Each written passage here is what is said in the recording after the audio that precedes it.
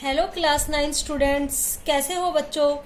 आज हम आपका बायोलॉजी का नेक्स्ट टॉपिक पढ़ने जा रहे हैं। जैसा कि हमने पिछले वीडियो लेक्चर में पढ़ा मैन्योर्स के बारे में, तो ऐसे ही आज हम पढ़ेंगे फर्टिलाइजर्स के बारे में कि व्हाट इज फर्टिलाइजर्स, फर्टिलाइजर्स क्या होते हैं, हम उनको कैसे यूज में लेते हैं, किस किस टाइप के फर्टिलाइजर्स होते हैं, उसके एडवांटेज क्या है, उसके डिसएडवांटेजेस क्या क्या है। बच्चों समझ में आ रहा है आपको इतना सब कुछ। तो आज हम पढ़ेंगे आपके फर्टिलाइजर्स के बारे में। तो हम सबसे पहले देखते हैं फर्टिलाइजर्स क्या होते हैं। Fertilisers are commercially produced, commercially मतलब जो कि लैब वगैरह के बेसिस पे, कमर्शियली बेसिस पे प्रोड्यूस किए जाते हैं। Produced synthetic chemical substances, synthetic chemical substance एक होता है नेचुरल केमिकल सब्सटेंसेस, एक होता है सिंथेटिक। नेचुरल जो नेचर के द्वारा प्रोवाइड हो, सिंथेटिक जो लेबोरेटरी में मेनली, लैब्स वगैरह में मेनली प्रोड्यूस कराया जाए, उसका फॉर्मेशन कराया जाए, उसको बनाया जाए। ठीक है। Synthetic chemical substances added to the soil, soil में ऐड करते हैं टू ओवरकम। ओवरकम का मतलब है कोई भी अगर किसी चीज में कमी है उसको दोबारा से फुलफिल करना। ओवरकम का मतलब है उसको कम करना। ठीक है, उसको कम करना, कम करना। The deficiency of mineral nutrients, जो डेफिशिएंसी है मिनरल न्यूट्रिएंट्स की, टू ओवरकम मतलब उसको कम करना। And to maintain the fertility of soil, और सोयल की फर्टिलिटी को मेंटेन करके रखना। तो फर्टिलाइजर्स मेनली कमर्शियली स्केल पे, कमर्शियली बेसिस पे क्या होते हैं, प्रोड्यूस होते हैं। ये सिंथेटिक केमिकल सब्सटेंसेज होते हैं जो मेनली सोयल में ऐड किए जाते हैं। किस वजह से, क्यों किए जाते हैं add? To overcome the deficiency of mineral nutrients, mineral nutrients की डेफिशिएंसी को कम करने के लिए, ओवरकम मतलब कम करने के लिए। And to maintain the fertility of soil, soil की फर्टिलिटी को मेंटेन करने के लिए हम लोग क्या करते हैं, फर्टिलाइजर्स का यूज करते हैं। लेकिन ये नेचुरली अकरिंग फर्टिलाइजर्स नहीं होते, ये सिंथेटिक फर्टिलाइजर्स होते हैं जिनको हम लेबोरेटरी में, लैब्स वगैरह में एज ए केमिकल्स क्या करते हैं, प्रोड्यूस करते हैं, केमिकल्स के हेल्प लेके, केमिकल्स को यूज करके। आया बच्चों इतना समझ में। अब हम बात करते हैं जो फर्टिलाइजर्स है वो मेनली क्रॉप्स को या फील्ड को, सोइल को क्या प्रोवाइड करता है। तो fertilisers supply nitrogen, phosphorus and potassium. कौन कौन से न्यूट्रिएंट्स, कौन कौन से माइक्रो या मैक्रो न्यूट्रिएंट्स मेनली प्रोवाइड करते हैं fertilisers. Fertilisers supply nitrogen, phosphorus and potassium. अब हम बात करते हैं नेक्स्ट पॉइंट की। They enhance the vegetative growth. अब दो ग्रोथ्स होती है, एक होती है वेजिटेटिव ग्रोथ, एक होती है रिप्रोडक्टिव ग्रोथ। तो वेजिटेटिव ग्रोथ में हम ग्रोथ्स पढ़ते हैं लीव्स की, स्टेम्स वगैरह की, ब्रांचेज वगैरह की, स्टेम वगैरह, रूट्स वगैरह की। लेकिन रिप्रोडक्टिव ग्रोथ में हम मेनली किसके बारे में पढ़ते हैं, फ्लावर के बारे में। क्योंकि आपको पता है जो फ्लावर है उसी के बेसिस पे हम प्लांट्स में मेल और फीमेल रिप्रोडक्टिव ऑर्गन्स को क्या करते हैं, डिफरेंशिएट करते हैं। ठीक है। अब अगर हम बात करें प्लांट्स में, तो प्लांट्स में जो मेल रिप्रोडक्टिव ऑर्गन होता है उसको हम बोलते हैं स्टामेंस। क्या बोलते हैं, स्टामेंस। और जो फीमेल रिप्रोडक्टिव सिस्टम होता है उसको हम बोलते हैं कार्पल। क्या बोलते हैं, कार्पल। ये मैं प्लांट्स की बात कर रही हूँ। किसकी बात कर रही हूँ मैं, प्लांट्स की बात कर रही हूँ। ठीक है। तो ऐसे ही कुछ वेजिटेटिव स्ट्रक्चर्स होते हैं, या फिर कुछ वेजिटेटिव ग्रोथ होती है, कुछ रिप्रोडक्टिव ग्रोथ होती है। तो हम यहाँ पे किसको इनहांस कर रहे हैं, इनहांस का मतलब है उसको हम बढ़ा रहे हैं। तो यहाँ पे हम मेनली किसको इनहांस कर रहे हैं, किसको बढ़ा रहे हैं, वेजिटेटिव ग्रोथ को। तो वेजिटेटिव ग्रोथ में क्या क्या आ गया, लीव्स आ गए, स्टेम आ गई, ब्रांचेज आ गई, to make the plant healthy, ताकि प्लांट क्या रह सके, हेल्दी रह सके।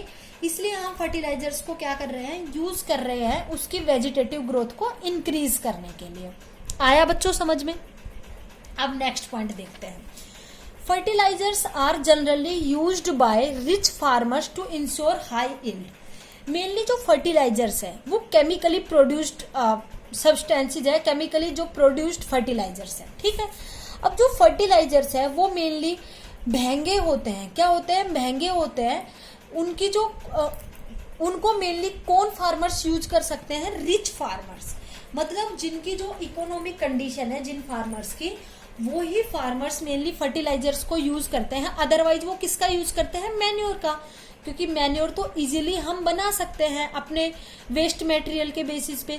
लेकिन फर्टिलाइजर्स जैसे कि जो भी खाद वगैरह, जो भी स्प्रे वगैरह, जो भी हम प्लांट्स में करते हैं, जो भी हमें बाहर शॉप्स वगैरह से प्रोवाइड होते हैं जो खाद वगैरह, जैसे कि कट्टों में आते हैं जो खाद, या फिर जो स्प्रे के रूप में आते हैं घरों में, आप देखते हो गांव वगैरह में जैसे खेतों में छिड़के जाते हैं फसलों के ऊपर, ठीक है, एज ए स्प्रे भी छिड़के जाते हैं, एज ए सॉलिड फॉर्म में भी उनको छिड़का जाता है, ठीक है, और लिक्विड फॉर्म में भी उनको छिड़का जाता है फसलों के ऊपर उनकी ग्रोथ को इंक्रीज करने के लिए।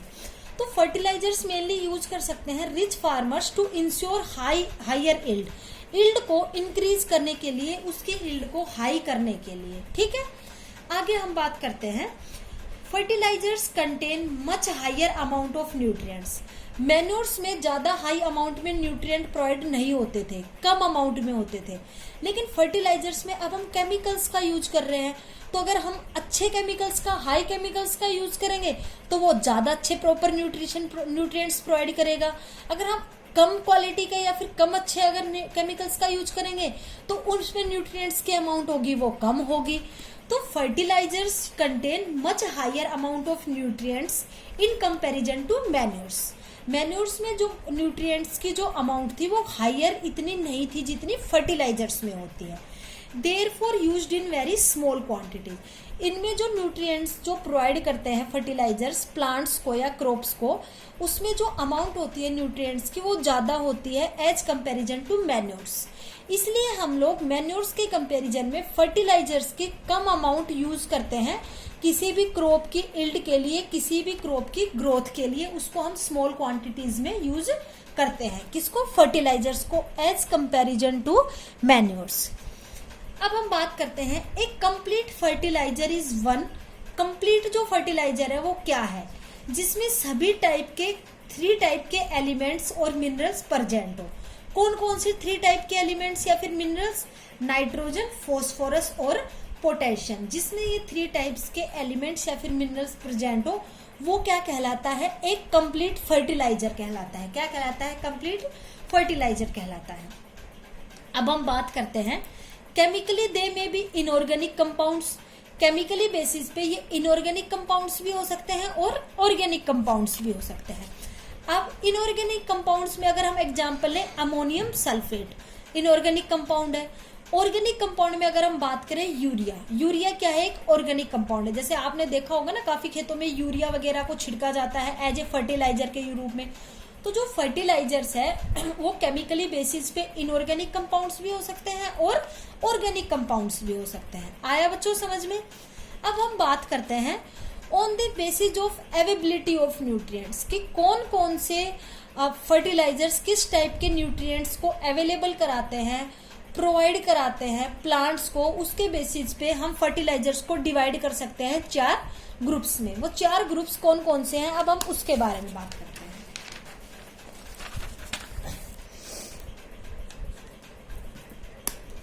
ठीक है, अब हम बात करते हैं टाइप्स ऑफ फर्टिलाइजर्स की। अब वो टाइप जो मेनली अब न्यूट्रिएंट्स के बेसिस पे किस टाइप का न्यूट्रिएंट वो प्रोवाइड कराएंगे, इसके बेसिस पे हम फर्टिलाइजर्स को मेनली 4 कैटेगरीज में डिवाइड करते हैं। हम उनके बारे में पढ़ेंगे। 4 से 5 कैटेगरीज में डिवाइड करते हैं, हम उनके बारे में पढ़ेंगे। ठीक है, फर्स्ट आता है नाइट्रोजीनस फर्टिलाइजर्स। क्या आता है? Nitrogenous fertilisers. जैसे कि आपको इसके नाम से ही पता लग रहा होगा, नाइट्रोजीनस फर्टिलाइजर्स मेनली ये वो फर्टिलाइजर्स है जो सप्लाई करेंगे दी मैक्रोन्यूट्रिएंट नाइट्रोजन। मेनली कौन सा मैक्रोन्यूट्रिएंट ये प्रोवाइड करेंगे? नाइट्रोजन। कौन सा? नाइट्रोजन। तो आपको इसके नाम से ही पता लग जाएगा, नाइट्रोजीनस फर्टिलाइजर्स मेनली वे फर्टिलाइजर्स होते हैं जो मेनली किसकी सप्लाई करते हैं? कौन से न्यूट्रिएंट की, कौन से मैक्रोन्यूट्रिएंट की सप्लाई करते हैं? नाइट्रोजन की। किसकी करते हैं? नाइट्रोजन की। आया बच्चों इतना समझ में? उसके बाद हम लोग पढ़ते हैं इसके कुछ एग्जाम्पल्स। जैसे इसके एग्जाम्पल है यूरिया, अमोनियम सल्फेट, ये इनका फॉर्मूला है। यूरिया CONH2 पूरे का whole twice, ammonium sulphate NH4 का whole twice SO4, sodium nitrate NaNO3 3। ये क्या है, नाइट्रोजिनस फर्टिलाइजर्स के एग्जाम्पल्स है कुछ। अब हम बात करते हैं फोस्फेटिक फर्टिलाइजर्स की। किसकी? फोस्फेटिक फर्टिलाइजर्स की। अब आपको इसके नाम से ही पता लग रहा होगा फोस्फेटिक। तो ये फर्टिलाइजर्स मेनली कौन सा मैक्रोन्यूट्रिएंट, कौन सा न्यूट्रिएंट प्रोवाइड करेंगे? फोस्फोरस। कौन सा न्यूट्रिएंट प्रोवाइड करेंगे, कौन से न्यूट्रिएंट की सप्लाई करेंगे प्लांट्स को या क्रॉप्स को? फोस्फोरस की। किसकी? कौन से मैक्रोन्यूट्रिएंट की? फोस्फोरस की। इसमें अगर मैं एग्जांपल लूं, सिंगल सुपर फोस्फेट, ये भी एक फोस्फेटिक फर्टिलाइजर का एग्जांपल है। डाई कैल्शियम फोस्फेट, ये भी एक फोस्फेटिक फर्टिलाइजर का एग्जांपल है। थर्ड नंबर पे मैं लेती हूँ पोटेसिक फर्टिलाइजर्स। क्या लेती हूँ? Potassic fertilisers. जैसे कि आपको इसके नाम से भी पता लग रहा होगा, दीज फर्टिलाइजर्स मेनली कौन से न्यूट्रिएंट्स प्रोवाइड करते हैं? ये पोटेशियम। कौन से न्यूट्रिएंट्स प्रोवाइड करते हैं? Potassium, which is one of the essential macronutrient of the plant. एक एसेंशियल मैक्रोन्यूट्रिएंट है प्लांट के लिए, प्लांट की ग्रोथ के लिए, उसकी वेजिटेटिव ग्रोथ के लिए। इसमें अगर मैं एग्जांपल लूं, potassium sulphate K2SO4, potassium nitrate KNO3, ये क्या है? इसके फॉर्मूले हैं। ठीक है, तो आप एक एक दो दो एग्जांपल जरूर याद रखना हर टाइप के फर्टिलाइजर्स का। पोटेसिक फर्टिलाइजर्स में हमने एग्जांपल लिए potassium sulphate and potassium nitrate. अब हम बात करते हैं फोर्थ टाइप के फर्टिलाइजर की। कौन से टाइप के? फोर्थ टाइप के फर्टिलाइजर की, that is complex fertilisers. That is complex fertilisers. Complex fertilisers कौन से होते हैं, अब हम उसकी बात करते हैं। व्हेन अ फर्टिलाइजर कंटेन्स, जब एक फर्टिलाइजर कंटेन करे एटलीस्ट 2 और मोर न्यूट्रिएंट्स, 2 या 2 से ज्यादा nutrients, it is called complex fertilizers. उसको हम क्या बोलेंगे? It is called complex fertilizers. When a fertilizer contains at least 2 और more nutrients, it is called complex fertilizers. जैसे ये तो एक नाइट्रोजन कर रहा था, ये फोस्फोरस कर रहा था, ये पोटेशियम कर रहा था, लेकिन कॉम्प्लेक्स फर्टिलाइजेशन में कोई भी 2 या 2 से ज्यादा न्यूट्रिएंट्स को क्या करेगा? ये कंटेन करेगा। जैसे फॉर एग्जांपल पोटेशियम को भी करेगा, नाइट्रोजन को भी करेगा, या फोस्फोरस को भी करेगा, पोटेशियम को भी करेगा, या फिर तीनों को करेगा। तो वो किस में आएगा? कॉम्प्लेक्स फर्टिलाइजर में। जैसे मैं एग्जांपल दूं, नाइट्रोफोस्फेट, ये नाइट्रोजन को भी करेगा और फोस्फेट को भी करेगा। सेकंड, अमोनियम फोस्फेट, अमोनियम को भी करेगा और फोस्फेट को भी करेगा। ये सारे क्या है? कॉम्प्लेक्स फर्टिलाइजर्स के एग्जाम्पल है। अब हम बात करते हैं fertilisers should be applied scientifically. Fertilisers mainly हमें अप्लाई करने चाहिए scientifically in terms of proper dose. Proper dose जैसे मैंने आपको बताया था, हर प्लांट की जो रिक्वायरमेंट है, न्यूट्रिएंट्स की रिक्वायरमेंट है, वो अलग अलग होती है। तो हर प्रॉपर एक प्लांट को प्रॉपर डोज की क्या होती है? रिक्वायरमेंट होती है। अपनी ग्रोथ के लिए या अपने प्रॉपर फंक्शनिंग के लिए उसको एक प्रॉपर डोज की जरूरत होती है, प्रॉपर डोज के न्यूट्रिएंट्स की जरूरत होती है, जिसके बेसिस पे वो अपनी ग्रोथ करते हैं। टाइम, एक प्रॉपर टाइम होता है। ऐसा नहीं किसी भी क्रॉप को आपने कभी भी फर्टिलाइजर अप्लाई कर दिया उस पे, कभी अभी आपने उसको फर्टिलाइजर मतलब प्रोवाइड करा दिया। हर क्रॉप का एक टाइम पीरियड होता है जिस बेसिस पे हम उसको फर्टिलाइजर प्रोवाइड कराते हैं, खाद वगैरह प्रोवाइड करते हैं। Pre and post application precautions, मतलब फर्टिलाइजर के यूज करने से पहले हमें क्या क्या प्रिकॉशन यूज करने चाहिए। जैसे कि काफी फसलों में पहले पानी देके फिर फर्टिलाइजर किया जाता है, काफी फसलों में बिना पानी दिए ही फर्टिलाइजर दिया जाता है, खाद वगैरह छिड़का जाता है। पोस्ट मतलब उसके बाद क्या करना चाहिए, फर्टिलाइजर के बाद हमें किन किन प्रिकॉशंस का यूज करना चाहिए उसका भी हमें ध्यान रखना चाहिए फॉर देयर कंप्लीट यूटिलाइजेशन, जिसकी वजह से उसका यूज है, उसका यूटिलाइजेशन है फर्टिलाइजर्स का, वो कंप्लीट हो सके। उसमें कोई भी यूटिलाइजेशन के बजाय उसमें कोई भी मतलब ऐसी काम ना हो कि जिससे हमें वो यूटिलाइज नहीं हुआ। आया समझ में? जैसे मैंने एग्जाम्पल लिया, sometimes due to excessive water, जैसे कहीं पे अगर ज्यादा पानी हो गया, फर्टिलाइजर्स गेट वॉश्ड अवे, अब वो पानी बहने लग गया, मान लो पानी जाने लग गया, ठीक है, तो उसमें जो हमने फर्टिलाइजर्स डाले थे, जो हमने खाद वगैरह डाले थे, वो भी वॉश्ड अवे, उसके साथ पानी के साथ साथ वॉश होने लग जाएंगे and do not gate properly absorbed by the plants, और प्रॉपरली या फिर फुली टाइप से एब्जॉर्ब नहीं हो पाएंगे प्लांट के द्वारा। तो वो भी क्या है, एक टाइप का अगर हमें देखा जाए कि फर्टिलाइजर्स जो हम यूज कर रहे हैं उसके लिए हमें इस चीज का भी प्रिकॉशन यूज लेना चाहिए कि जहाँ पे हम फर्टिलाइजर प्रोवाइड कर रहे हैं वहां पे ज्यादा एक्सेसिव वाटर ना हो, ज्यादा अमाउंट में वाटर वहां पे ना हो। अगर ज्यादा अमाउंट में वहां पे वाटर प्रेजेंट हुआ तो उसके वॉश अवे के साथ, मतलब उसके बहने के साथ साथ फर्टिलाइजर भी अच्छे से प्लांट्स को एब्जॉर्ब नहीं हो पाएगा, अच्छे से सॉइल में एब्जॉर्ब नहीं हो पाएगा और वो अच्छे से न्यूट्रिएंट्स प्रोवाइड नहीं कर पाएगा किसी भी प्लांट को। आया बच्चों समझ में? उसके बाद हम फिफ्थ टाइप पढ़ते हैं, that is bio fertilisers. That is bio fertilisers. अब हम बायो फर्टिलाइजर्स की बात करें, organisms which enrich the soil, वो ऑर्गेनिजम्स जो सोयल को इनरिच करे, मतलब सोयल में बढ़ा दे, क्या, विद न्यूट्रिएंट्स, न्यूट्रिएंट्स को इंक्रीज कर दे, उसको हम क्या करेंगे, बायो फर्टिलाइजर्स। उनको हम क्या कहेंगे, बायो फर्टिलाइजर्स।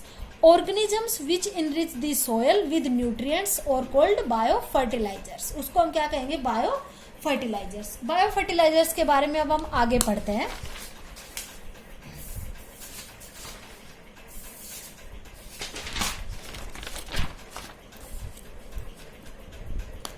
अब जैसे अगर हम बायो फर्टिलाइजर्स के बारे में आगे पढ़ें, bio fertilizers are used for the specific crop plants such as pulses, legumes, oil seeds and rice. Bio fertilizers हम मेनली कुछ स्पेसिफिक क्रॉप्स होती है, कुछ स्पेसिफिक फसलें होती है, प्लांट्स होते हैं जिनके लिए हम उनको यूज करते हैं।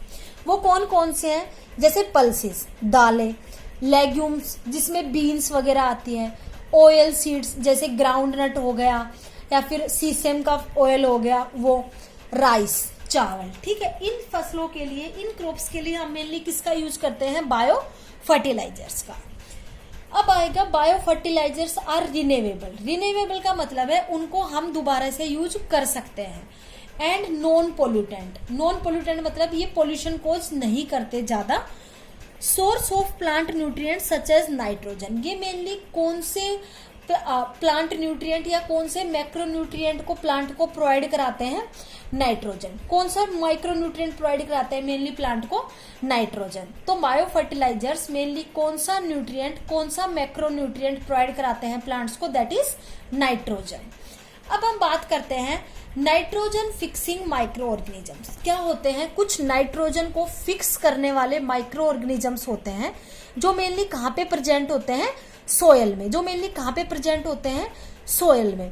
वो क्या करते हैं, जो प्लांट्स होते हैं, प्लांट भी कौन से, लेग्यूमिनस प्लांट्स। लेग्यूमिनस प्लांट्स मतलब जिसमें लेग्यूम्स वगैरह होते हैं, बीन्स वगैरह, उनकी रूट्स में क्या कर देते हैं, नाइट्रोजन को फिक्स कर देते हैं। कुछ माइक्रो ऑर्गेनिजम्स होते हैं जो नाइट्रोजन फिक्सिंग माइक्रो ऑर्गेनिजम्स होते हैं मेनली। तो जो प्लांट है उसको मेनली नाइट्रोजन कैसे प्राप्त होती है, सोयल से, लेग्यूमिनस प्लांट्स को in nitrogen fixing micro organisms के थ्रू। ठीक है, nitrogen fixing micro organisms mainly कौन कौन से होते हैं, that is non symbiotic and symbiotic cyanobacteria and phosphate solubilising micro organisms.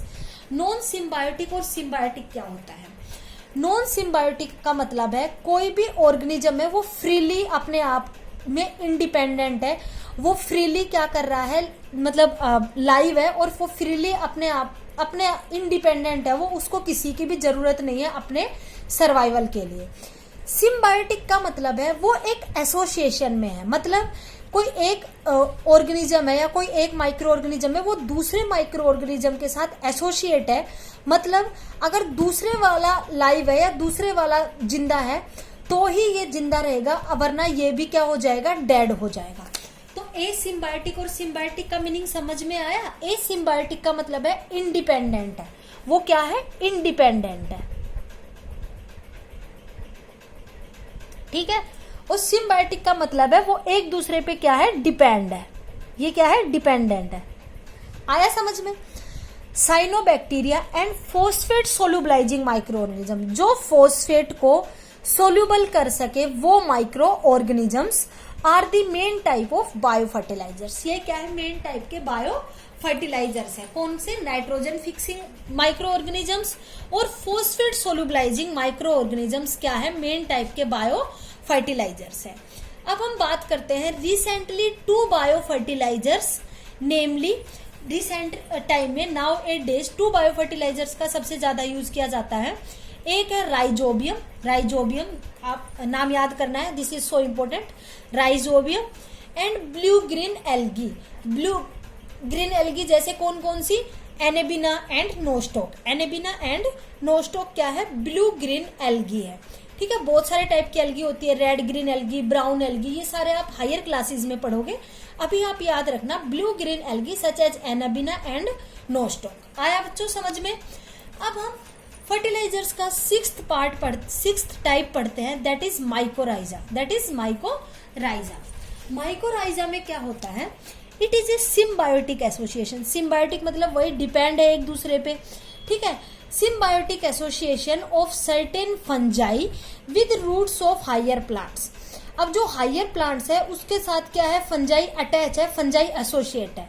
तो माइकोराइजा में क्या होता है, it is a symbiotic association. कौन सा एसोसिएशन है, symbiotic association of certain fungi with roots of higher plants. Higher plants की roots के साथ उनका क्या है, एसोसिएशन है, कुछ सर्टेन फंजाई का सिम्बायोटिक एसोसिएशन है। ये मेनली क्या करते हैं, it increases water and nutrient uptake. Water का और न्यूट्रिएंट का अपटेक अच्छे से हो उसके प्लांट के थ्रू, प्लांट इजीली सोयल से न्यूट्रिएंट्स और सोयल का अपटेक कर सके, उसको इंक्रीज करता है। एंड इंक्रीज ग्रोथ, और प्लांट की ग्रोथ को इंक्रीज करता है। Vigour and yield of the plant, और प्लांट की यील्ड को भी, उसकी उपज को भी क्या करता है, ये इंक्रीज करता है। तो हम लिख सकते हैं it increases water and nutrient Uptake by plants and increase growth, vigour and yield of the plants. आया बच्चों समझ में। अब हम बात करते हैं इसके एडवांटेजेस और इसके डिसएडवांटेजेस की। किसके, फर्टिलाइजर्स के एडवांटेजेस और डिसएडवांटेजेस की। सबसे पहले हम बात करते हैं एडवांटेजेस ऑफ फर्टिलाइजर्स के। एडवांटेजेस क्या है, अब मैंने आपको बताया था अगर कोई एडवांटेज है तो उसके डिसएडवांटेज भी होंगे। तो इसके पहले हम बात करते हैं एडवांटेजेस की, फर्टिलाइजर्स के एडवांटेजेस के। तो इसके क्या क्या एडवांटेज है, it increases crop yield. Crop की यील्ड को, क्रॉप की उपज को ये क्या करता है, इंक्रीज करता है। And improve poor quality land. अगर किसी लैंड की पुअर क्वालिटी है, मतलब उस सोयल में फर्टिलिटी नहीं है, प्रॉपर क्रॉप को ग्रो कराने की कैपेसिटी नहीं है, तो उसको भी क्या करता है, ये इम्प्रूव करता है। उस सोयल को, उस लैंड की क्वालिटी को इंक्रीज करता है, इम्प्रूव करता है। ठीक है, दे आर न्यूट्रिएंट स्पेसिफिक। मतलब ये न्यूट्रिएंट स्पेसिफिक मतलब जैसे कि नाइट्रोजिनस फर्टिलाइजर्स थे, वो नाइट्रोजन का ही क्या कर रहे थे, सप्लाई कर रहे थे। उसके अलावा जो फोस्फेटिक फर्टिलाइजर्स थे वो फोस्फेट का ही कर रहे थे। ऐसे जो पोटेशिक फर्टिलाइजर्स थे वो पोटेशियम का ही कर रहे थे। तो ये क्या है, न्यूट्रिएंट स्पेसिफिक है। They are absorbed by plant. ये इजीली एब्जॉर्ब कर लिए जाते हैं प्लांट्स के द्वारा। क्यों, क्योंकि ये सोल्यूबल होते हैं वाटर में, और मैन्योर्स क्या थे, इनसोल्यूबल थे वाटर में, तो वो इजीली एब्जॉर्ब नहीं किए जा रहे थे प्लांट में। यहाँ पे फर्टिलाइजर्स की क्या है, एडवांटेज है कि प्लांट इजीली एब्जॉर्ब कर लेते हैं क्योंकि वो सोल्यूबल है। लेकिन यही पॉइंट मैन्योर्स में उसकी डिसएडवांटेज थी कि प्लांट्स इजीली एब्जॉर्ब नहीं कर पाते, जिनकी वजह से प्रॉपर न्यूट्रिशन नहीं मिलता क्योंकि वो इनसोल्यूबल थे, और ये क्या है, soluble. They are easy to transport. इसको हम इजीली ट्रांसपोर्ट कर सकते हैं एक जगह से दूसरी जगह पे, इजीली स्टोर कर सकते हैं और हैंडल कर सकते हैं। अब जैसे मैन्योर्स को आप 2 to 3 मंथ्स या 1 to 2 मंथ्स तक ही क्या कर सकते थे, स्टोर कर सकते थे। लेकिन इनका जो स्टोरेज का टाइम होता है फर्टिलाइजर्स का, वो क्या होता है, मैन्योर्स से ज्यादा होता है। आप मैन्योर से ज्यादा टाइम तक इनको स्टोर करके रख सकते हो। दे इनहांस द मेटाबॉलिज्म। ये क्या करते हैं, मेटाबॉलिज्म को इंक्रीज करते हैं। किसके मेटाबॉलिज्म के, जैसे कोई भी माइक्रो ऑर्गेनिज्म सोयल में प्रेजेंट है उनके मेटाबॉलिज्म को, या सोयल में जो भी एक्टिविटीज हो रही है, डीकम्पोजिशन वगैरह, उन सबको क्या करते हैं, ये इंक्रीज करते हैं। ठीक है, अब हम बात करते हैं इसके डिसएडवांटेज की, फर्टिलाइजर्स के डिसएडवांटेज की। उसके क्या क्या नुकसान है, क्या क्या हानिकारक इसके मतलब पॉइंट्स हैं। सबसे पहले है they get washed away by water easily and cause pollution. जैसे कि मैंने बताया, अगर पानी ज्यादा इकट्ठा हो गया तो ये वॉश अवे हो जाएंगे वाटर के साथ, मतलब बहने लग जाएंगे इजीली, ये क्या हो जाएंगे, वॉश्ड हो जाएंगे। एंड कॉजेज पोल्यूशन, और क्या कॉज करेंगे, पोल्यूशन कॉज करेंगे। ठीक है, सेकंड देखो, they harm the microbes present in soil. जो भी माइक्रो ऑर्गेनिजम्स प्रेजेंट होते हैं सोयल में, कुछ माइक्रो ऑर्गेनिजम्स मतलब यूजफुल भी होते हैं, कुछ माइक्रो ऑर्गेनिजम्स हार्मफुल भी होते हैं। तो जो यूजफुल जो माइक्रो ऑर्गेनिजम्स है, माइक्रोब्स है, उनको भी ये क्या करते हैं, मेनली फर्टिलाइजर्स हार्म करते हैं। क्या करते हैं, हार्म करते हैं। दे आर एक्सपेंसिव, मतलब ये क्या होते हैं, कॉस्टली भी लिख सकते हो आप। ये क्या होते हैं, महंगे होते हैं। जैसे कि मैंने बताया था ना, ये सिर्फ रिच फार्मर्स के द्वारा ही क्या किए जा सकते हैं, खरीदे जा सकते हैं, बिकॉज दे आर एक्सपेंसिव या फिर दे आर कॉस्टली। उसके बाद हम बात करते हैं, they provide only short term benefits, मतलब ऐसा नहीं कि आप इनसे काफी टाइम तक बेनिफिट ले सको। ये सिर्फ कुछ टाइम के लिए ही किसी फसल को बेनिफिट प्रोवाइड कर सकते हैं। जैसे कि अभी आपने जैसे सरसों वगैरह उगा रखी थी, ठीक है, अभी आपने उसकी कटाई कर ली, आपने उसको निकलवा वगैरह लिया मशीन के थ्रू, ट्रैक्टर के थ्रू। अब आप नेक्स्ट जो फसल उसमें ग्रो करोगे उसके लिए भी आपको फर्टिलाइजर्स प्रोवाइड कराने पड़ेंगे। ऐसा नहीं कि जो आपने अब जो फर्टिलाइजर्स प्रोवाइड कराए थे उसी से काम चल जाएगा, उसी से बात बन जाएगी, नो। तो ये सिर्फ शॉर्ट टर्म बेनिफिट्स ही प्रोवाइड करता है किसी भी प्लांट को। दे change the nature of soil. Nature of soil का मतलब है, अगर सोयल में मान लो सोयल का टेक्सचर है, सोयल की फिजिकल अपीयरेंस है, उसको क्या कर देता है, चेंज कर देता है, making it either too acidic or too alkaline, या फिर आप लिख सकते हो टू बेसिक। ठीक है, ये कैसे चेंज कर सकता है सोयल की नेचर को या फिर सोयल के टेक्सचर को, या तो ये उसको सोयल को बहुत ही ज्यादा एसिडिक कर देगा या उसको बहुत ही ज्यादा बेसिक कर देगा। तो कोई भी ऑर्गेनिज्म है उसकी एक कैपेसिटी होती है, वो या तो एसिडिक एनवायरनमेंट में ग्रो कर सकता है कोई भी माइक्रोब, या कोई बेसिक में, या फिर कोई मिडल में, बीच के एरिया में। ठीक है, तो क्या होता है, fertilizers mainly nature of the soil को चेंज कर देते हैं, और या तो ये उसको ज्यादा एसिडिक बना देते हैं सोयल को, या फिर ज्यादा बेसिडिटी प्रोवाइड कर देते हैं, बेसिसिटी प्रोवाइड करा देते हैं। आया समझ में? अब हम बात कर, आपको मैं एक पॉइंट बता देती हूँ, what is acidic and what is basic. तो आप हायर क्लासेज में पढ़ोगे पीएच के बारे में पढ़ोगे। किसके बारे में पढ़ोगे आप? पीएच के बारे में। तो पीएच क्या होता है, लॉग ऑफ H प्लस। क्या होता है, log of H plus. Log of H plus का मतलब क्या होता है, जैसे एक ये पीएच स्केल होता है जिसमें काउंटिंग होती है 1 to 14 तक। क्या होता है, 1 to 14 तक इसमें पॉइंट्स मतलब काउंटिंग होती है, स्केल होता है ये। तो इसमें बीच में एक आता है 7। तो 1 to 7 जो अमाउंट होगी, जैसे 2, 3, 4, 5, 6, मान लो अब मैंने एग्जांपल दिया किसी का पीएच है 4.5, तो ये जो अमाउंट होगी 7 से पहले या 1 to 7 भी इंक्लूड होगा। ठीक है, तो वो क्या होगा, एसिडिक नेचर का, वो क्या होगा, एसिडिक नेचर का। और जो 7 to 14 की रेंज में लाई करेगा, जैसे 8, 9, 10, 11, 12, 13, इसको हम क्या बोलेंगे, बेसिक नेचर। ठीक है, तो एसिडिटी और बेसिडिटी हम किसके बेसिस पे करते हैं, पीएच के बेसिस में। सोयल की हम पीएच को क्या करेंगे, एक स्केल आता है जिसको हम बोलते हैं पीएच स्केल, उसके बेसिस पे, और एक मीटर आता है जिसको हम बोलते हैं पीएच मीटर, जिससे हम सोयल की पीएच को क्या कर सकते हैं, काउंट कर सकते हैं कि इसकी पीएच क्या है। किससे, पीएच मीटर से हम उससे पता लगा सकते हैं कि इसकी पीएच क्या है। जैसे हमने पता लगा लिया सोयल की पीएच है 4.5, तो हमें पता लग जाएगा कि वो सोयल क्या है, एसिडिक है। अगर उसकी पीएच आई 12, तो हमें पता लग जाएगा वो सोयल का नेचर कैसा है, बेसिक है। ऐसे हम पता लगा सकते हैं पीएच के थ्रू कि किसी भी सोयल का नेचर है वो एसिडिक है, बेसिक है, या फिर एल्कलाइन है। क्या है, एल्कलाइन है। तो प्यारे बच्चों, आया आज आपको समझ में कि व्हाट इज फर्टिलाइजर्स, फर्टिलाइजर्स के कौन कौन से 4 टाइप के, 5 टाइप के जो भी ग्रुप्स मैंने बताए हैं वो कितने कैसे कैसे होते हैं, उसके एडवांटेजेस डिसएडवांटेजेस क्या क्या होते हैं। आज हमने पढ़ा आपके मैन्योर्स और फर्टिलाइजर्स के बारे में। नेक्स्ट वीडियो में हम आपके फर्दर टॉपिक्स के बारे में पढ़ेंगे। फर्स्ट चैप्टर के इम्प्रूवमेंट इन नेचुरल रिसोर्सेज के फर्दर टॉपिक्स के बारे में पढ़ेंगे। तो बच्चों आज के लिए इतना ही प्यारे बच्चों, थैंक यू।